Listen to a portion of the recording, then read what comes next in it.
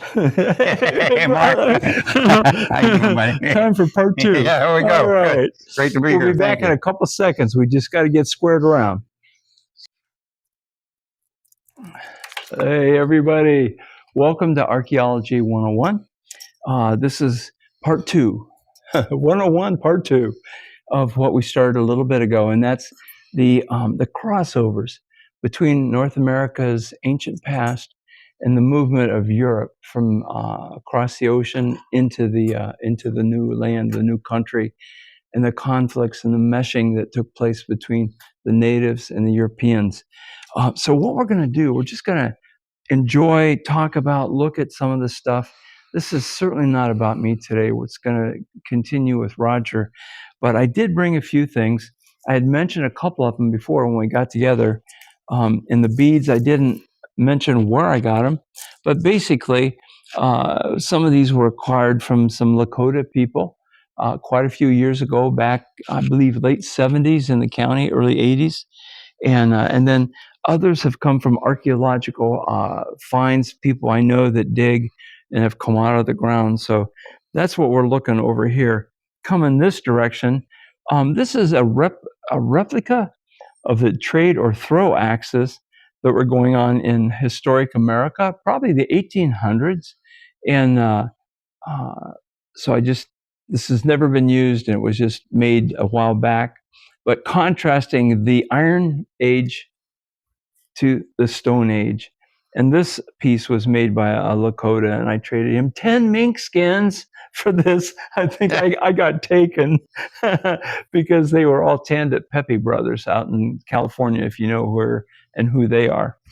And then field finds. And this is fun for me because this represents, just like many of you, hundreds of hours in the field. And so I've pinned a couple because I want to pick them up. I showed you this one a little bit ago. I can get him out of my batting there. This one was my most recent found. This one came from a little town just south of Mansfield. Whoops, he's running away from me. And that would be Lexington, Ohio. And then the others were just random field finds on sites that I have all through the Richland County area. And talking about those, I've got to move to other things. I'm doing this because a lot of you are walking over these things.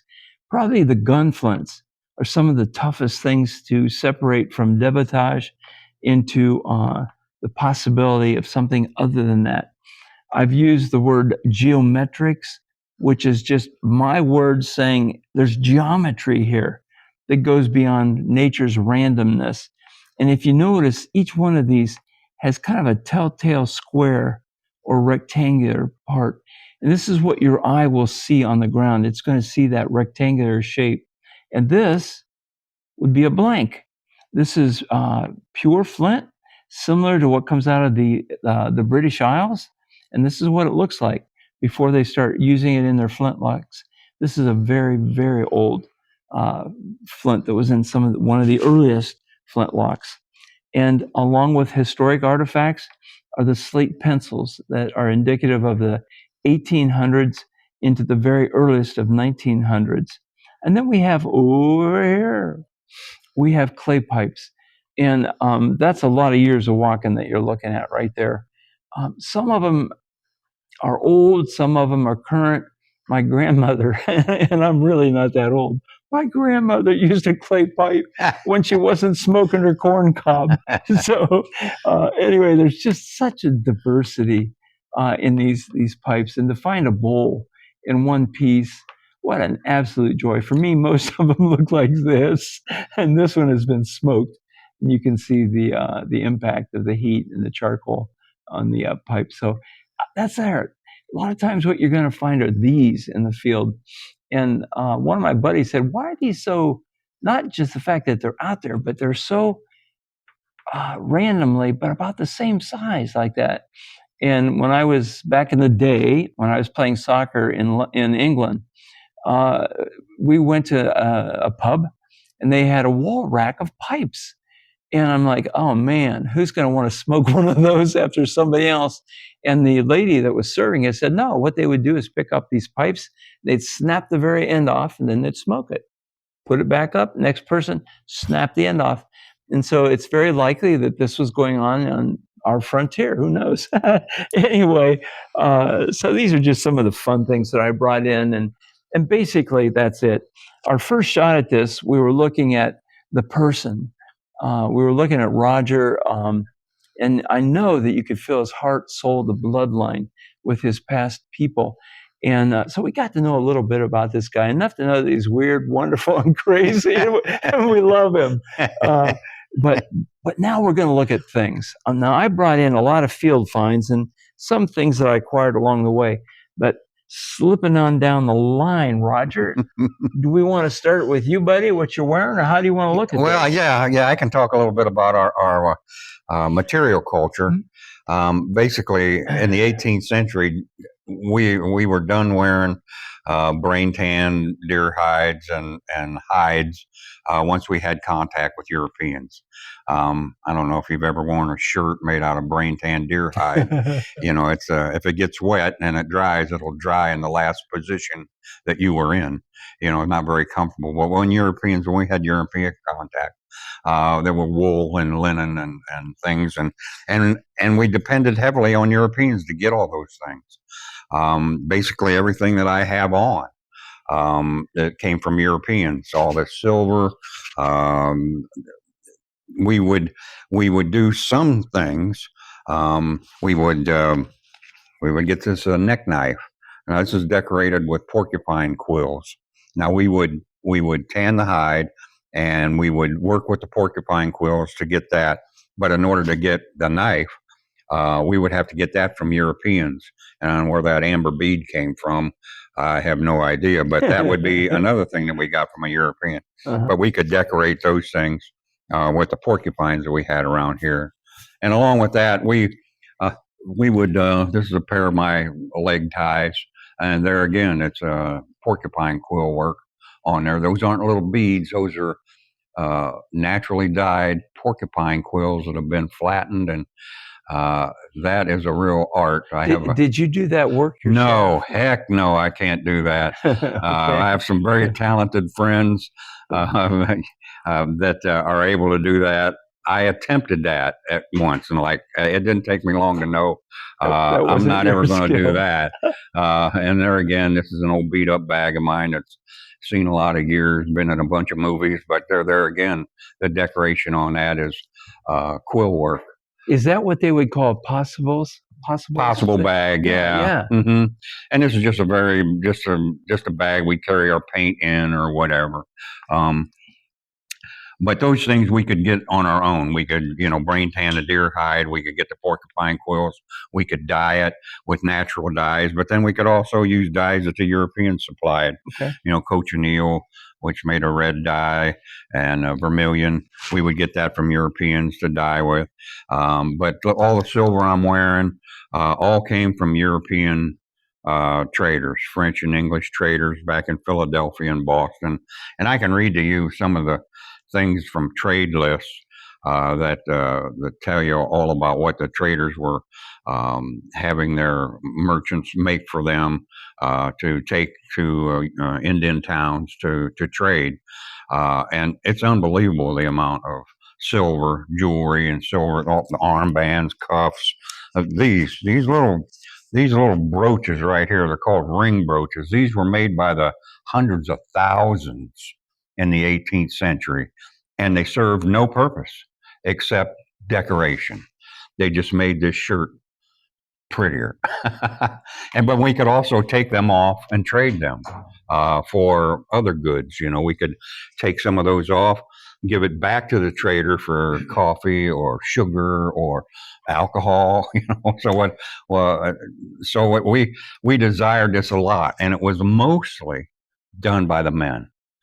Our women were sometimes very well decorated, but the men, we were very concerned with our look. Let me put some feet under these, Roger. Yeah. I had invited a friend, a guest, to join us today, and he had to decline. He had Valentine's Day commitment. Yeah, don't forget Valentine's Day. I already got it taken care of. I couldn't make it.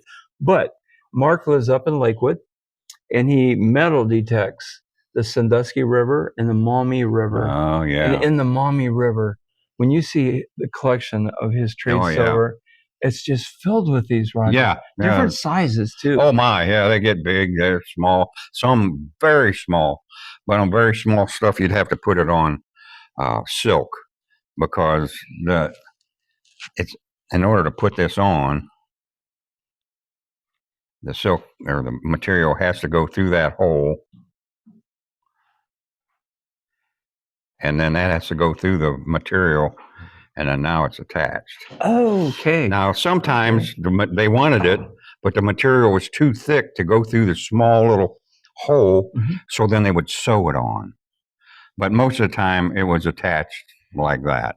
And this is just called a brooch, serves no purpose, just makes just makes the material look prettier. Well, I think when all of us are looking through some of the books, I noticed you brought a few books in with you, Roger.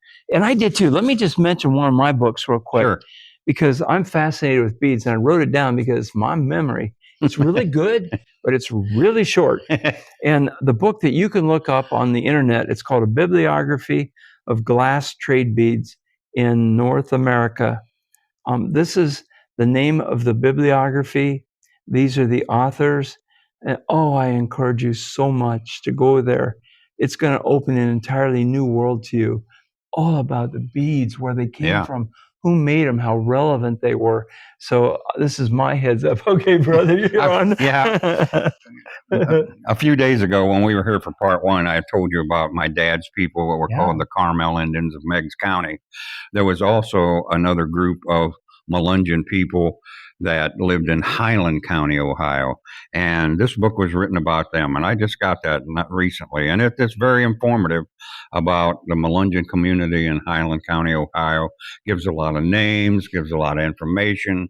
And we were very similarly related to them. As far as I know, there's not been any books or anything written about the Melungeon community my grandparents and my father were from. And this particular book right here is written by a friend of mine, Jim O'Neill, called The Bearing is Noble and Proud. And this is volume 1. And it talks about what, how does he puts it in great words, a collection of narratives regarding the appearance of Native Americans from 1740 to 1815.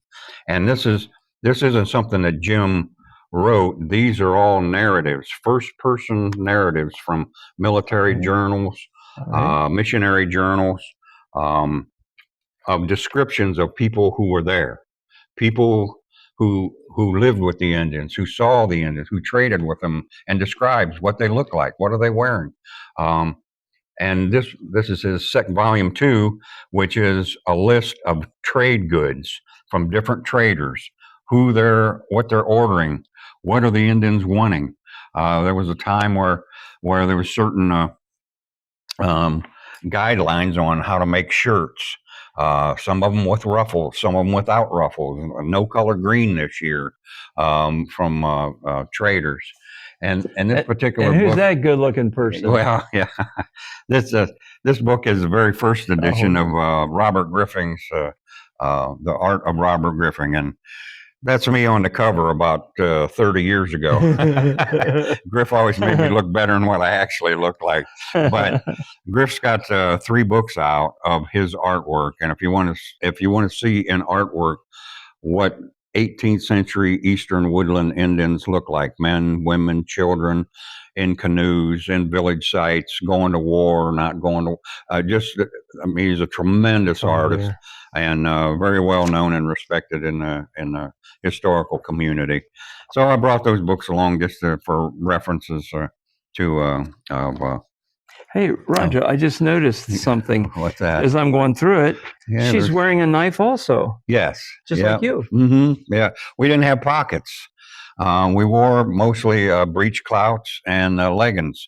There's no pockets in leggings and no pockets in breech clouts. Now, we would have maybe a coat, but a lot of times we weren't wearing a coat. But that's a great representation of an 18th century woman just sitting around, doing quill work or making pottery or whatever. On the back. Yeah, I made it on the back too. That's me and a friend of mine, Jamie. Unfortunately, Jamie's no longer with us, but Yeah, um, it's just cool artwork. If you want to know what we look like. Hey, I'm looking at this shell. Yeah, yeah. And you shared a cool story before we started. What's up? Sure. This is you may have heard of the word wampum.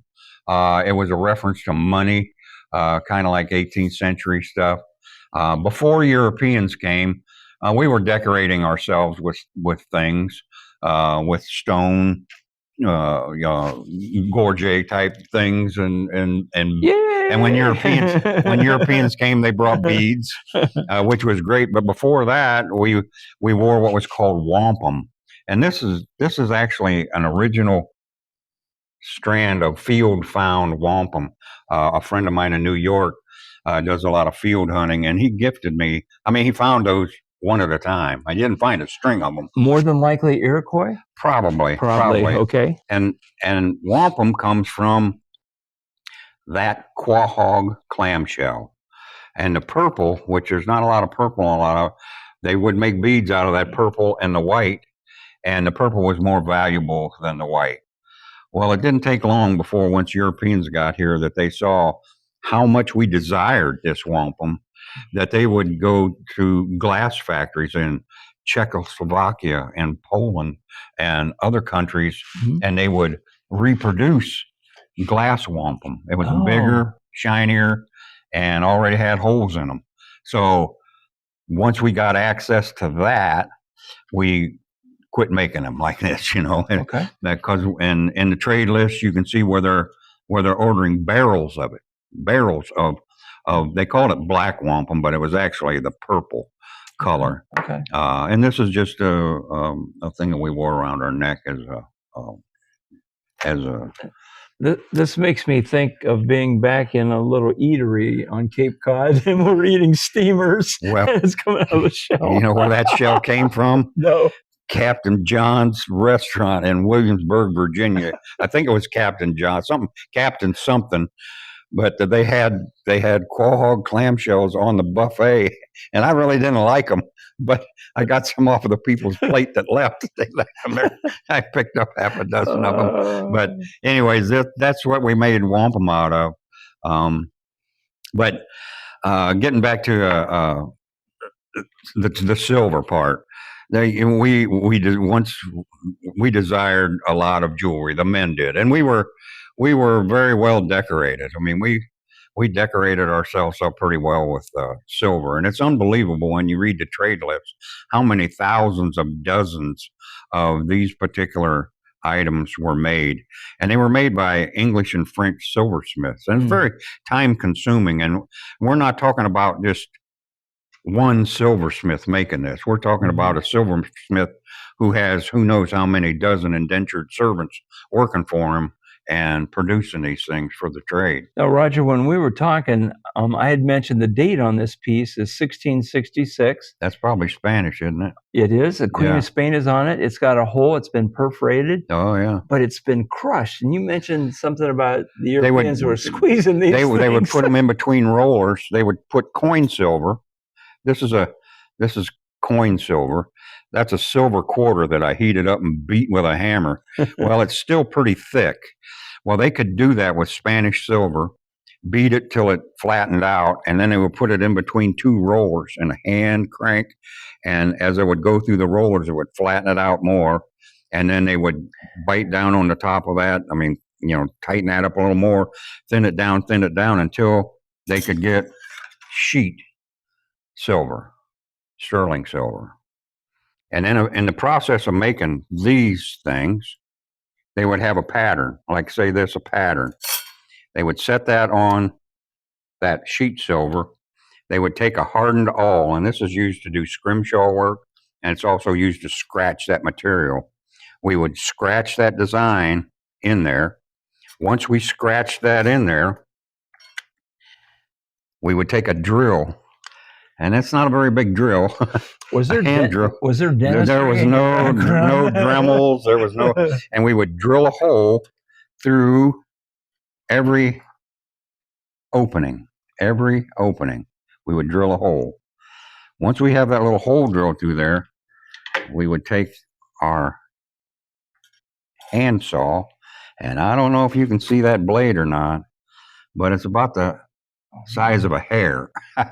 And that goes through the hole that we drilled through there. I'm not going to do that, but because I'll break those out. Yeah. I go through thousands of these blades every year. But that goes through, and then we would saw out every opening in there. Once I got that sawed out, then I moved to that, then I moved there, that. So in a lot of these, there's a lot of openings in there. There's a lot of openings that I had to saw through. They seem labor So intensive. yeah, and then once you got it sawed out, once you have it sawed out, you've got maybe a cross like that. Now I don't know if you can see it or not, but there's some etching along the side, engraving on the side. That's done with a little engraver, and this is called rocker engraving. And one more time, it's called what? Rocker engraving, and you'll see why I call it rocker, because you set it down and you rock that back and forth, back and forth, back and forth, back and forth. I don't know if you'll be able to pick that up or not, but that design is all the way around the edges, and it just added a little bit of different look. Just about every piece they like that rocker design. I don't know if you can see that or not, but anyways, it's and then they would polish it, and they would make hundreds and hundreds. There's a little blade about got away of things that we depended on. I mean, we had to have those things. We had to have so many of those things. We depended heavily on Europeans to the point where we couldn't live without the things that they brought us, and that made us get involved in wars that didn't have anything to do with us. Because just say we were trading with the French. The French in the 18th century, we had basically French and English traders.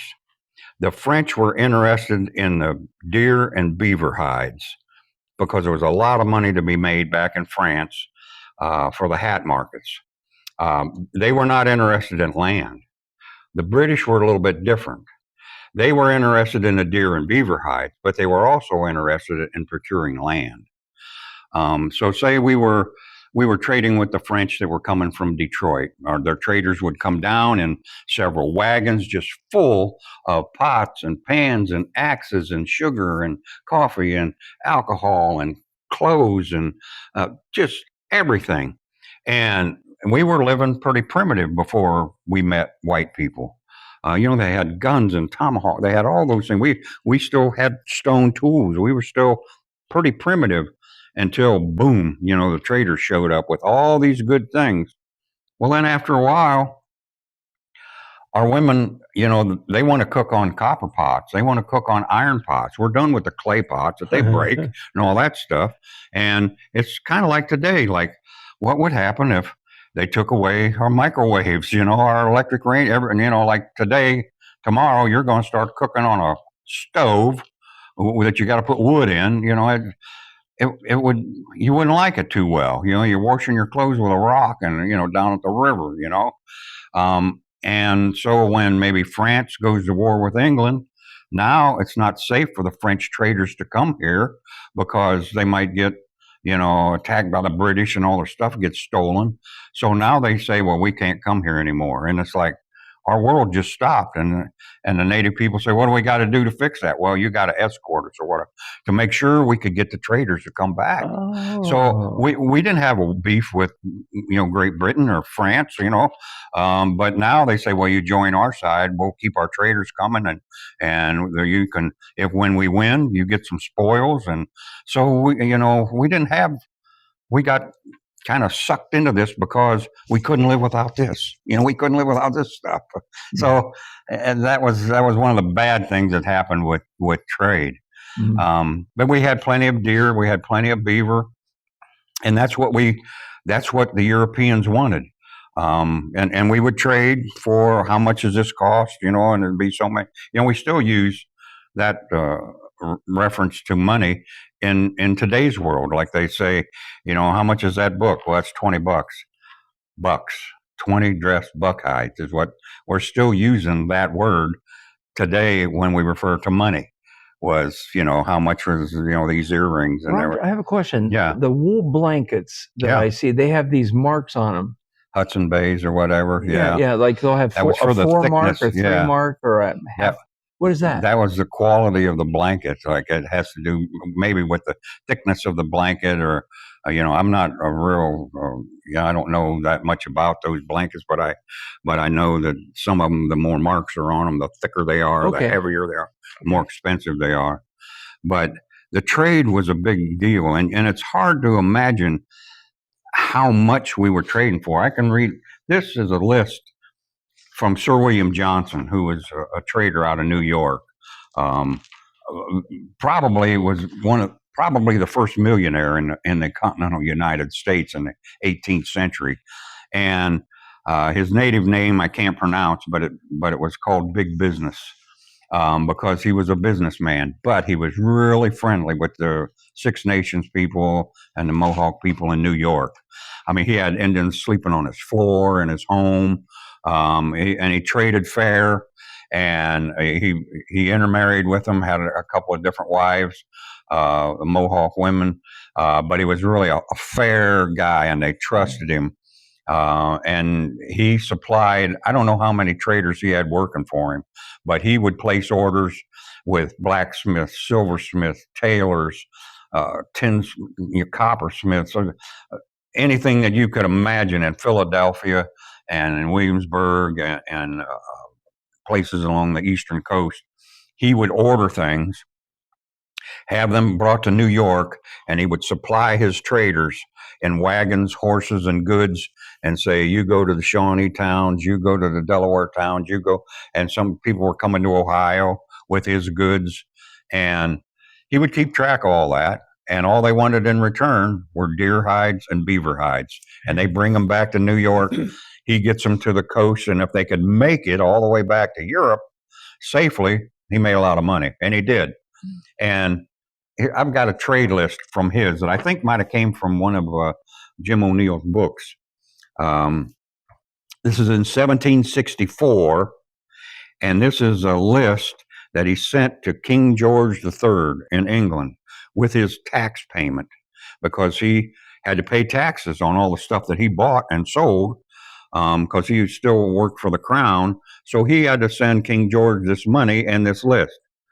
So probably everything on this list is a lie, because he was in charge of telling how much I bought, and this is the tax that I'm going to pay on it. So maybe he was an honest guy. I don't know, but if we could fill out our taxes just saying what we want to say, we might do it a little different. Anyways, this is in 1764. His list of what he bought in 1 year and the taxes he's going to pay on it. 20,000 blankets, 30,000 strouds, which is another blanket, 40,000 shirts, 40,000 pairs of stockings, 5,000 pounds of white wampum, of that glass wampum, 5,000 pounds of that, 20,000 awls, which are like sewing awls, and it just goes on and on. 10,000 looking glasses. Those were for men. The men carried more mirrors than the women did, and they would carry them in little pouches like this. They were only about that big, and so he's ordering 10,000 of them. 10,000 razors. We were not hairless people. We weren't very hairy people. Like I didn't shave my face for the first time till after I was 45 years old. And I still don't have hair on my arm, no chest hair. I don't know if my dad ever shaved, but razors, because up until about, well, probably the late 18th century, we didn't have long hair. We shaved our heads. The men did. The women had long hair, but they greased it with bear oil to get it greasy, because we had lice. Everybody had lice. It wasn't just an Indian thing. I forget who. There was a guy that was a commander of a fort, Hamtramck, I think was his name, in Michigan or whatever.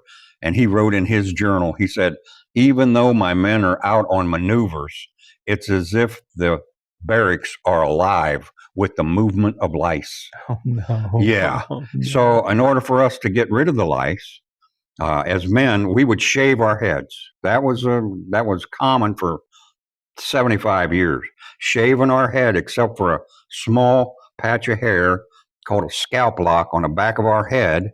And the reason we didn't shave that is because if we shaved that off, we wouldn't be able to put this hair roach in our hair. And this serves no purpose. It just makes the back of my head pretty. You know, so Keeps the rain off your neck. and also in wars, our enemy could take our scalp and get paid money for it. You know what, Roger? Everybody's interested in genealogies, Mm-hmm. and mine's twofold, but one very deeply rooted in West Virginia, and then from there Germany. But I read the account of one of my ancestor women who was scalped, Mm-hmm. and they said, and she lived the rest of her life in deep humility. Oh, she survived it? Yeah, they just took a piece of her scalp off, and that was it. Yeah. I've always wondered about that. Yeah. There's accounts, and they got paid money. And, that's the very first, people don't understand this. They think why are Indians so offended by like the Washington Redskins and stuff like that? Well, people that know history, and Native people know their history, the very first time that scalps were referred to in history are being paid, you're being paid for a bounty to bring into a military person, say, I killed these 3 people and here's the evidence. They used to bring heads, but that got too encumbersome. So then they just accepted scalps. They weren't referred to as scalps. They were referred to as red skins. So that's what offends Native people, being called redskins, because it's actually referring to the bloody scalps taken off of Indians' heads. And but people think it was the color of our skin, and there again, we weren't red skinned. We weren't red people. Even in Jim's books from a journal, there's a Frenchman that describes the color of our skin, and he said, the color of their skin, I know not what it is, for I have never seen one unpainted or unstained. But our babies are the same color as theirs when they are born. So we painted ourselves not like the Western Indians. We're very different than the Western Indians. We ate different. We lived different. We danced different. Everything was different. Those people are darker skinned. Of course, they live in the desert. They're in the sun a lot more than we were. But we painted our skin a lot. Even in here, I think he's ordered 10,000 pounds of vermilion. Vermilion is like a stone that you can crush up and mix with bear grease, and it turns your skin like a dark red color, an ochre color. Well, that vermilion was just for facial and skin decoration. Now, maybe it had something to do with mosquitoes or something. I don't know, but we painted ourselves all the time. We were always painted. Maybe at times of ceremonies or a wedding or something, we might do something special. But there were many times where, like the French guy says, I don't know, I've never seen anybody unpainted or unstained. And that comes from somebody that sees the Indians all the time.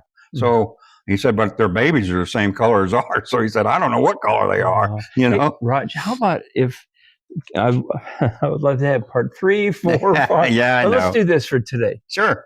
You are a man full of stories. I got them. Is there one or two that we could close with?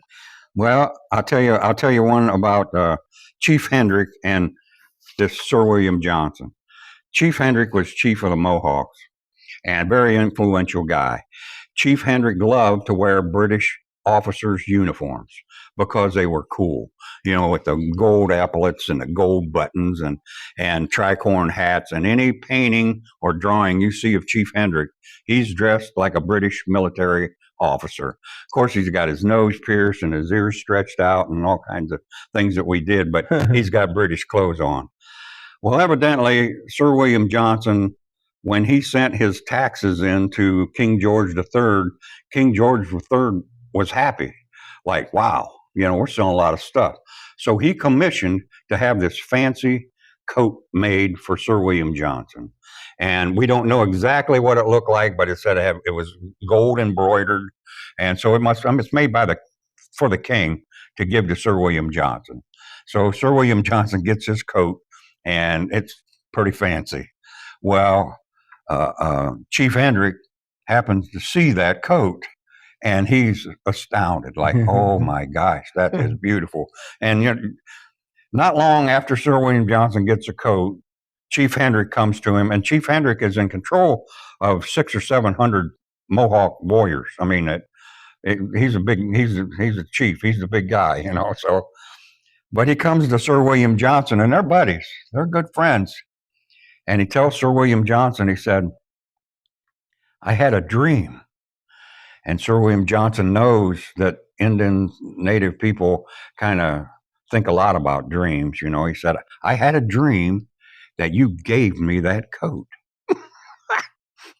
Like, oh man, you really? Yep, I had a dream. Sir William Johnson knows that that's a big thing for native people. Sir William Johnson gives him that coat.